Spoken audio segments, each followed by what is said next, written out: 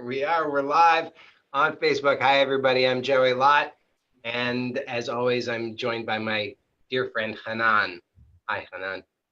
Hi, how are you? How's everybody?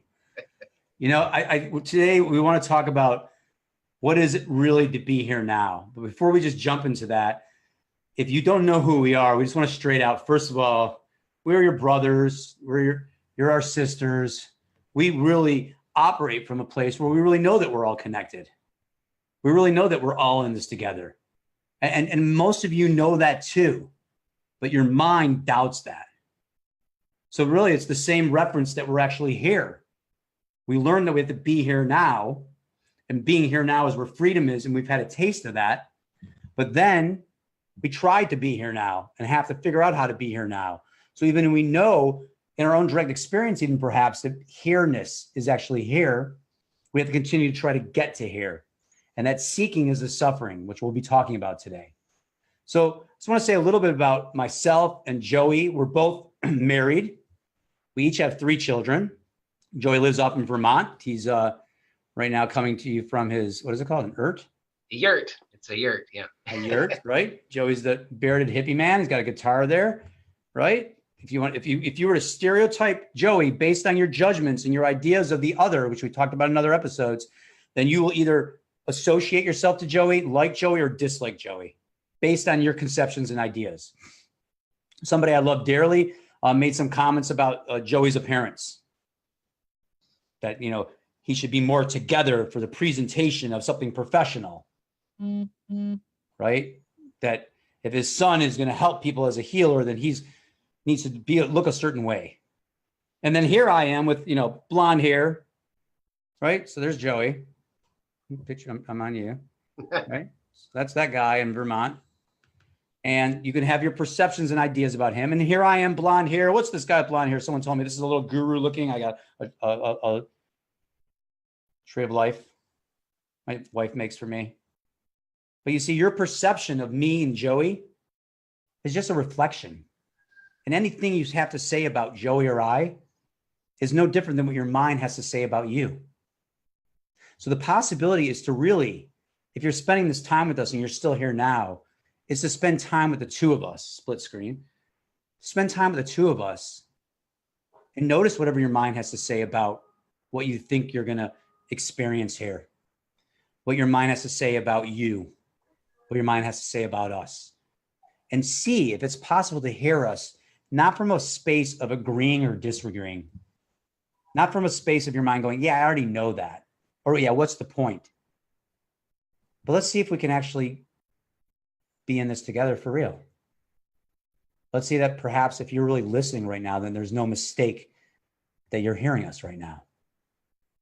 That if life is really one, then this is all occurring, isn't it?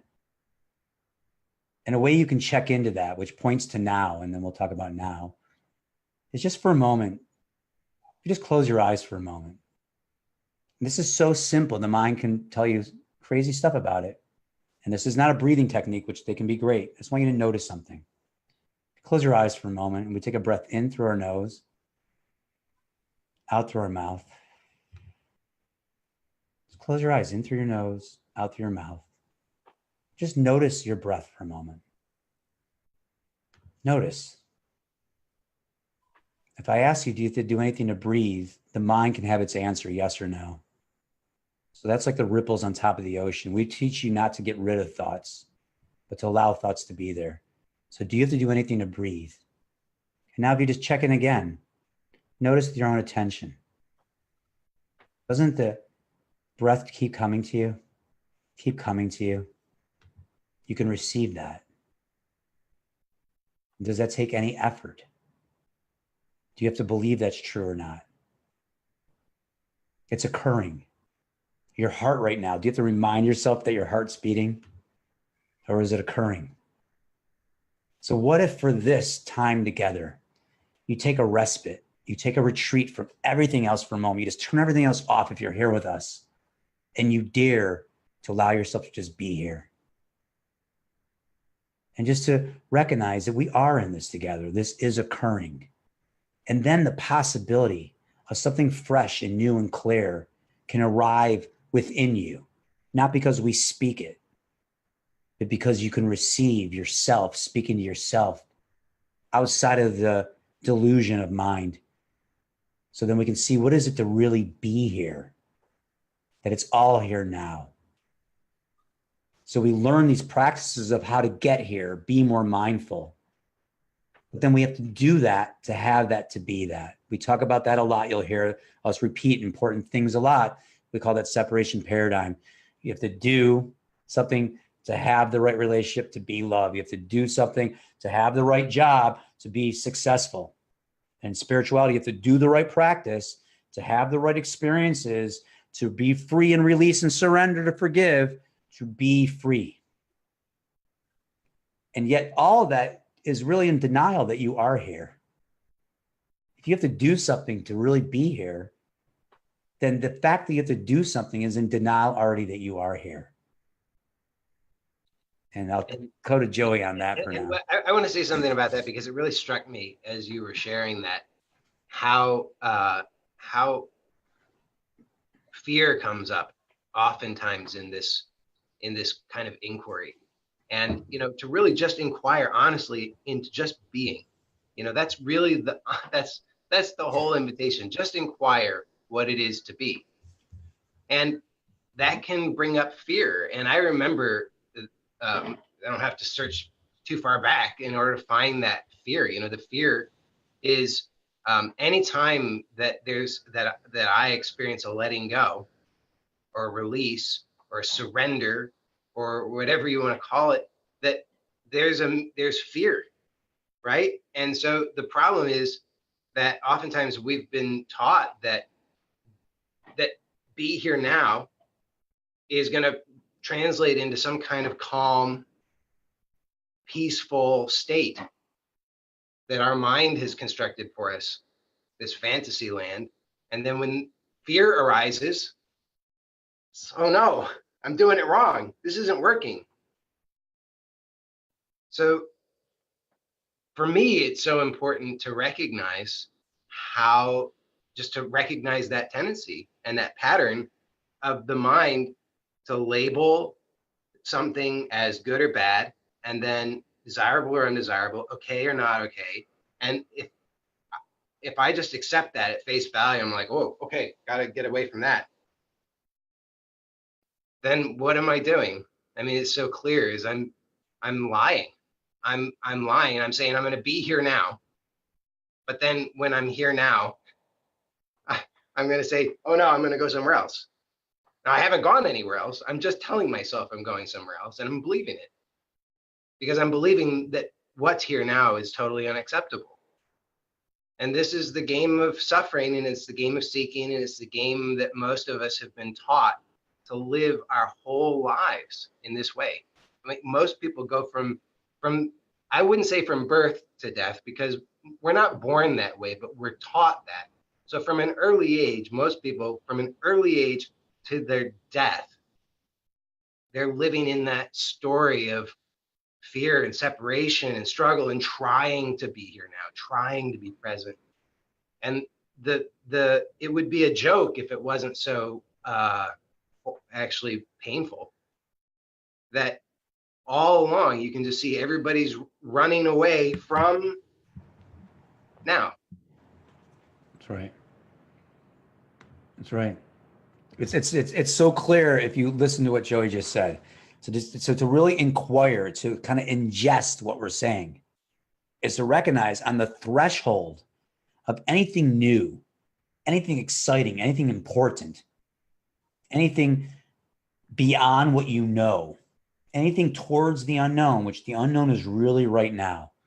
See, the ego mind is constantly avoiding the unknown. And you can try to practice be here now and feel the pain body. But if it's you having to tell yourself you're doing it right or doing it wrong, don't forget to do it, you're doing it good, then that's still operating in everything that's in the separation paradigm. It's a mental conversation still. So what we're asking you to take a look and discover is your direct experience that you exist. Now the mind will go, okay, yeah, so what? That's so simple. The mind will overlook it because it's overlooking it all the time. Like Joey just said, we've been told our entire lives We have to do this to have this to be this. We've been told our entire lives. And so from early childhood, like Joey said, to death. So the opportunity is for you to die now before you die. To finally about face and see what you've been running from. See what the technique of trying to be here now, but isn't comfortable with what's here, is saying no, that what is here is not okay. I can't be with this. I have to repress it, indulge it, run from it. And so appropriate, which we can do a whole thing on this maybe in the next couple of days. What's coming up right now in 2 holidays? We have Passover coming up if you practice Judaism. If not, Passover is still coming up. And we have Easter coming up if you are Catholic or Christian or many other religions that celebrate Easter. And what do we really have? We have bondage and we have freedom in both holidays. We have the crucifixion and now we have the resurrection. So how do we discover freedom without being bound? Remember, Joey, when you're young, you play hide and go seek? Yeah. You know, take a moment, just play along. Remember playing hide and go seek when you were young? Most people have played that. How bad did you want to find the best hiding spot and not be found? Pretty badly, right? Like deeply, like your winning that game was to not be found. Now, did you ever have a moment where you found that really good spot and time seems to be getting longer and longer, like no one's finding you? After a while, you start going, did they quit the game? Are they eating dinner? All of a sudden, you go from not wanting to be found to wanting to be found. So you'll hear us talk a lot about being ready. And the whole point is that you've gone through enough in your life to finally discover that to really be here now. If what all the sages are saying, what all the great teachers are saying, that it's right here, that it's already here. And many of you have already had that opening of that essential moment of oneness, realizing it's all connected, it's all real. And then what happens? You got to try to maintain that or get back to that experience again. And for those of you going, well, I haven't had that moment yet. I've read about it. I kind of had it. Now you're seeking the idea of it, aren't you? Or you're seeking happiness, or you're seeking success. You're seeking something somewhere else that's supposed to give you fulfillment later on. So really, the whole operation of mind is postponing freedom. You've already been through your crucifixion. It's time for your freedom. You're ready because your life was the purpose of your life is you now. Your entire life was the setup and the perfect cultivating ground for your unique DNA to move out of survival animal and discover that now being, forget even now because it has a connotation of not future, not past, just that you being is always here, is always now. That you being, that you are, has always been there. And it seems small to the mind because the mind, if it really allows itself to recognize this, it won't be sure who it is. And many of you may be caught in some kind of identity crisis like that. Maybe some emotion that wasn't there before is overwhelming you and you thought you had it together, but now it's not. Or you haven't had it together for years and you've been struggling and suffering. And then you get an opening, you get a glimpse, but that fades away and you're not sure again. It is possible for you to know without a doubt that you are here without having to practice being here. And the way that is done is by having a direct experience of knowing yourself. By starting to recognize that the mind is truly not who you are. It's included in who you are. It's an operating system that maintains separation, but you don't have to be stuck in your mind anymore. So again, one of the things we often say and what we postulate to you is what awakening, what meditation, what peace, what here now really is shifting out of your mind. And once that shift is complete and you no longer have to believe your mind, I want you to imagine that for a moment. What would it be like for you if you didn't have to believe your mind anymore? No matter what your mind said, just like a child telling you something ridiculous, you could still hear it. The thought can still be there without having to change it to a positive one or get rid of it. You could just let it pass through because your attention would be rooted in being. And being and awareness are already okay. They're already at peace. That's who you really are. The core of you, I am that I am, is already at peace. And from that I am, you sprout into form, into human, into ideas and everything else that comes. But to be lost, not found, is to believe yourself to be all the things that come and go that are temporary. And on the spiritual realm and people who are seeking freedom, you already have ideas that your soul is who you are more than you are your mind. But the idea of that isn't enough now. It is really time for us to take a stand and be responsible. And I saw on Instagram a Osho quote. It was something along the lines of, that it is your responsibility if you are miserable and unhappy. It is your responsibility if you're at peace and happy. And God, is that exactly what we share with people, Joey, isn't it? Mm-hmm. That we have to take responsibility for our awakening. It's not just happening, that there's a maturity in you that recognizes with awareness, because awareness is everything, that it's time to show up. It's time to take responsibility. It's time to slow down and see that there's a choice to believe your mind. And there's a severing of identity to the survival animal to discover that you already are here. You're already whole. And you can agree with that. Yeah, that's true. I know that. But that doesn't help you either, does it? And you can notice, really, the important thing is, just as Chanan said, it is time. It is time. And really, when you recognize that, when you recognize that you're ready and that it's time, then you have to recognize and really hear this. It's time to stop putting it off, because you can see that that's just what happens, is that you give your attention to that narrative. It's always going to be making excuses, always going to be putting it off. Even if it puts it off a second from now, it's still putting it off. And so just notice that right now. And if you can notice the filter of the mind, and it's like, yeah, okay, I get it, I understand it, and I'll do that. You see, it's putting it off. But don't, just right now, it's possible that you don't have to give your attention to that, and you can actually choose now, that now is the time.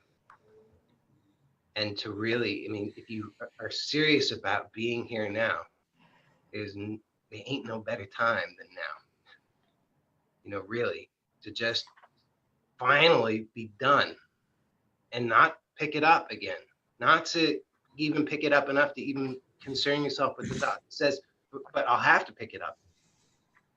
To not move from this recognition right now of the clarity and the rest that's available intimately right now. And when you hear that and you receive that, then just keep receiving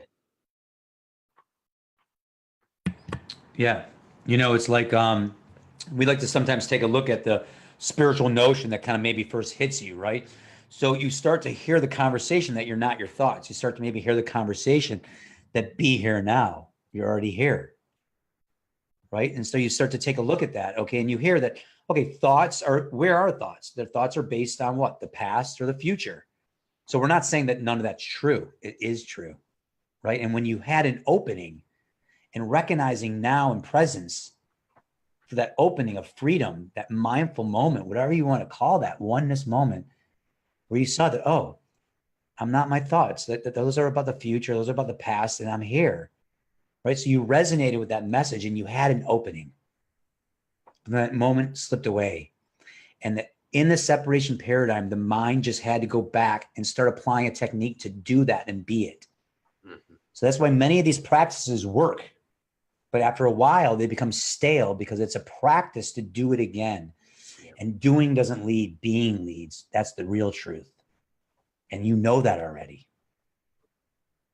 So if you go to another retreat and you can have a deeper opening, a resonation of frequency and beauty and support. But then you find yourself come back to life, and all of a sudden it seems like you lost it. Yeah. It seems like peace or even just happiness is fleeting. That's because the ideas and the experiences are fleeting. It is fleeting. It supports you in the evolution of your life. But you know what Joey and I say is that your entire life was a setup for this, for your real awakening, to step over that line, to step into that unknown, and to no longer live as a survival animal. Not to say, okay, I'll over a period of time, it'll unfold and I'll no longer be my thoughts and I'll be more now and I'll be awake, or I'll be peaceful, or I'll be happy. Most of our students have been at this for 10, 20, 30 years. And guess what? A lot of you don't have to spend that time to do that. You don't have to go the hard way.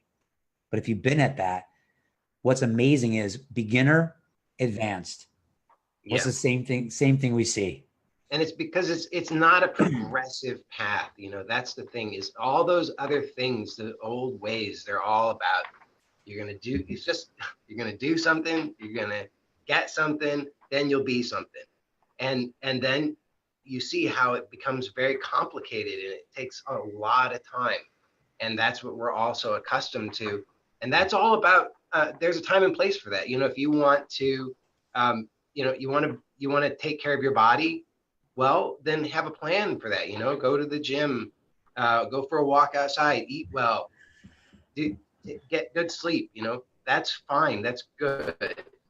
But if you start applying that to knowing who you are, you think that you have to do something and maintain something in order to know who you are.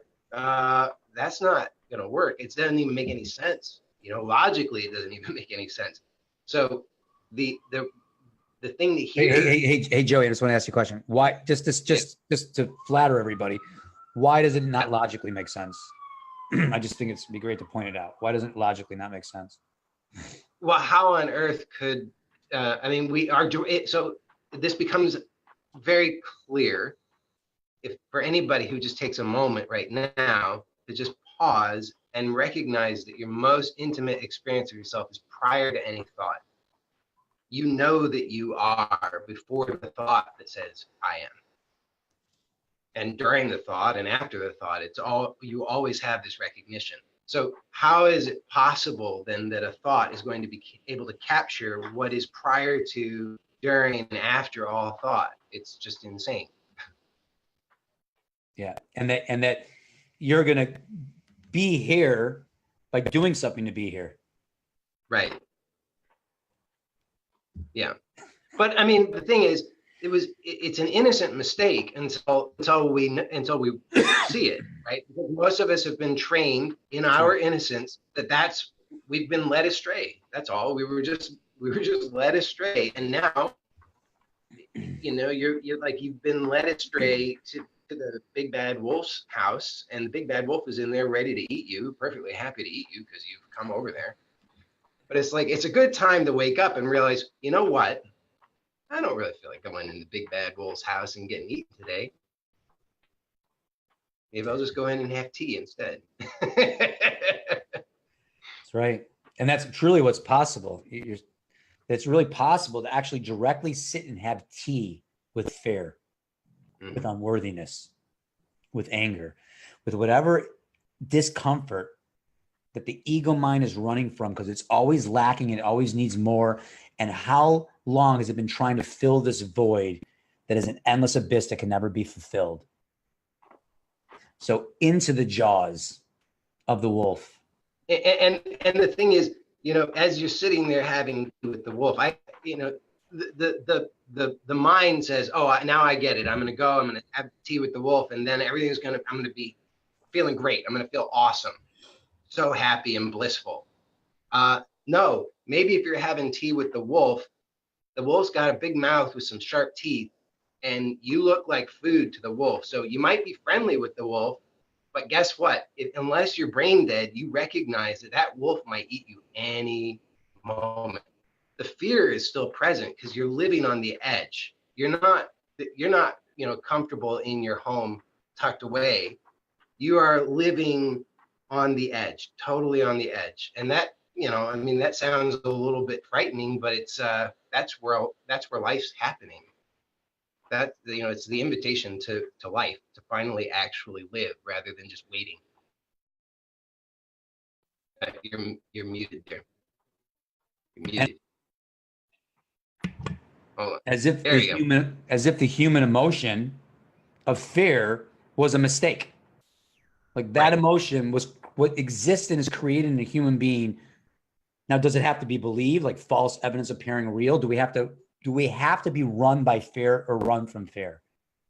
So fear is not even what we think it is. When we directly can be with fear, we can have tea with it for real. We discover something with fear that we didn't know. And by being with something, there's a wisdom that can only be known by really being with something. So you have to tell the truth. If you've ever really been here with fear, not indulging it like, woohoo, yeah, I'm going to go against it, counterphobic, or not indulging it like, oh my God, I'm going to die. Not repressing it, pushing it away. Everything's okay. I'm fine. But actually, have you really allowed yourself to directly be with it? To directly be with everything? What if nothing's a distraction? What if everything's actually supporting you? I would dare say from my experience, I believe Joey would have joined me in that everything is supporting you. It might not seem that way to your mind. Everything is supporting you. And everything is inviting you to this. Which I think is a good segue to tell you what we're inviting you to. Yeah. We're directly inviting you now. If you never talk to us ever again, we're asking you to inquire and check out, like Joey said so clearly, that your deepest thing that you can tell the truth about in yourself is your own sense that you are. Even if you think of your mind, any of those thoughts that are based on that, you've got to be able to see that those are not always the same. They come and go. Different thoughts come and go. Different emotions come and go. Different sensations, experiences come and go. But directly discover for yourself what is always here. And that is trustworthy. That is the bedrock to build the church. That is the bedrock to build the art of your life upon. So if we never see you again, take that. And we have something to directly invite you to. Yeah. Presently, this is live. So presently we have a series of public meetings. These are live meetings in Oneness that we're holding starting tomorrow, Friday, and then on Sunday, which is the 21st, no, 21st. Then the 23rd, which is Tuesday, and the 25th, which is Thursday.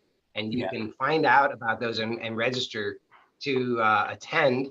Those are free, and you can attend by going to brianmark.com/oneness. That's right. So you froze up, but I think you can hear Joey. So brianmark.com/oneness. And in that, we're going to sit and have some public meetings with Joey and I. You'll see what it is to really work with us. And this is all going towards the end of us offering for people to sign up for Access Points. Access Points, the Modern Life Meditation Plan. Like Joey said, if you want to work on your finances, you can have a financial plan. If you want to work on your physical body and your health, you can have a nutrition plan, right? You can have a fitness plan. But where do you find a real meditation plan that isn't based on more doing a technique to get something to be something, but that actually exists inside of your life? So what we've discovered in Access Points between our combined 30, 40 years at this journey, working with thousands of people, that in life, we can start to shift our attention out of our mind to being itself. And as that happens more and more, we start to live from being. We start to live meditation. Just like we talked about earlier, that your breath is occurring. You start to notice that meditation is occurring, that oneness is really here. And that accessing oneness, that accessing meditation is in any moment, anywhere, anytime. And over 8 weeks, we show you how you can access with 5 access points and to notice the main patterns that keep us identified in the mind. As we see these main patterns, we shift out of the mind. And as we access, we deepen in being. So you can go to brianmark.com/access points and find out about that program there. There are some videos from some people that have graduated the course who been at this for a long time and really had a massive transformation. It's so beautiful to see the transformation in these people, and you can see it reflected in what's possible for you. But if you'd like to find out more about access points, a lot of people have been asking us to experience and taste that. You know, we started with some master classes about 8 weeks ago, and we tried different ways to really reach out to you. And we can end on this, but I really wanted people to see that whatever ad you see, whatever video you see here that's coming from us, once you know us, you know where it's coming from. We are dead serious about our mission to help 3 million people, or is it 2 million people awaken in the next 3 years. You know, we're here to help there be a tipping point of awakening. And what's that famous Gandhi quote? The change. No, I think it's be the tribute. Oh, be the change you want to see. Be the change you want to see in the world. Someone told me today they had that on their refrigerator. Mm-hmm. But they were still judging themselves of how they show up and don't show up. And all that hell is not necessary anymore.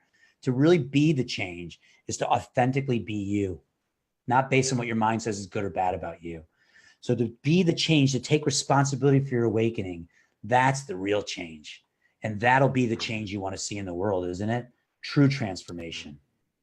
So we invite you to sit with us just to check this out, right? This is a public meeting.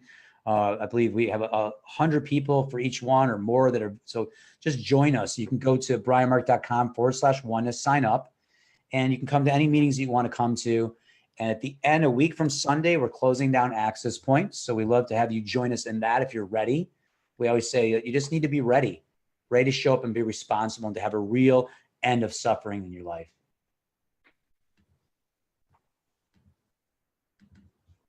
I think I froze up there. But yeah, I just wanted to add one quick thing there, which is that what we're offering really truly is radically different than most of what is out there. And it takes sometimes a little while just to really soak in that and to really receive that. So I would encourage people to, watch these lives and register for the meetings and attend, because it's going to really give you a deeper, more well-rounded perspective, so that you can really have a greater, I guess we'll say, understanding of how this is different and how this really can impact your life in ways that you've longed for, but kind of maybe have grown cynical about. It really is possible to awaken to who you really are and to live from that. And that's what we're offering. So I hope that you will attend the meetings with us. I would really love to see you there. And so one question before we say goodbye. Are you here now? Now your mind, if you think you're judging if you're present or not, is going to say, well, no, I was in my thoughts, or no. Hold on a minute. Not are you being present or not being present. Are you here right now? I'll see you here. I'll see you over there. I love you. I don't think I say that enough in these lives. I do privately, but I really love you. I know that we're family. I know that we're in this together, and you can lean on us. If not on us, find someone you can lean on who's trustworthy, who really can help guide you there. But come take a look and know that we're both here in support of you. And that's what these videos are for. And by the way, if this message resonates with you, the message that's deeper than appearances, then please, like this, share this, wherever you are on social media, because there's somebody else who's never heard this before, and it could change everything for them. There's somebody else who's heard it so many times. Because how many times, Joy, do we say the same thing until all of a sudden someone's like, oh my God. Because what you hear is when you're ready. And if you're hearing this, you're ready. So share. If we're really all in this together, share this. Join us in this movement of awakening. Take a stand for the responsibility for your own awakening and share this with others, because we are here to help resonate, reflect, and say yes, so that you can say yes and the world can say yes to what we all know in our hearts is possible. So I just want to say I love you very much. You are you. There is no other you. Never will be, never has been. And that's different than the mind that wants to get here and be special and different. You're already it. We're already here together. So let's act like that's true. Let's act from that truth. Let's live from that awakened truth. All right. All right. That's a love, people. Good seeing you. Yeah. Be yourself. The more you be you, the more I can be me. EBB. See you next time, everybody. Bye, everyone.